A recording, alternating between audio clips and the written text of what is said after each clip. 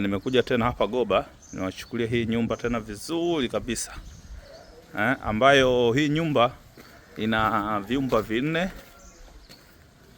vyumba vitatu, na vyumba vitatu ambavyo vyote master, pia ina baikota ile pale, na pia hii na sehemu ya kupumzika na nini. Umeona? Mazingira yake ni mazuri sana. Bonge la uwanja, parking ya gari kubwa sana. Baikota ile pale, hii sehemu ya kupumzika. Hii ina vyumba vitatu vyote master. Pia ina kota kule. Vyumba vitatu vyote master. Iko juu, sehemu nzuri sana. Bonge la parking. Goba hapa.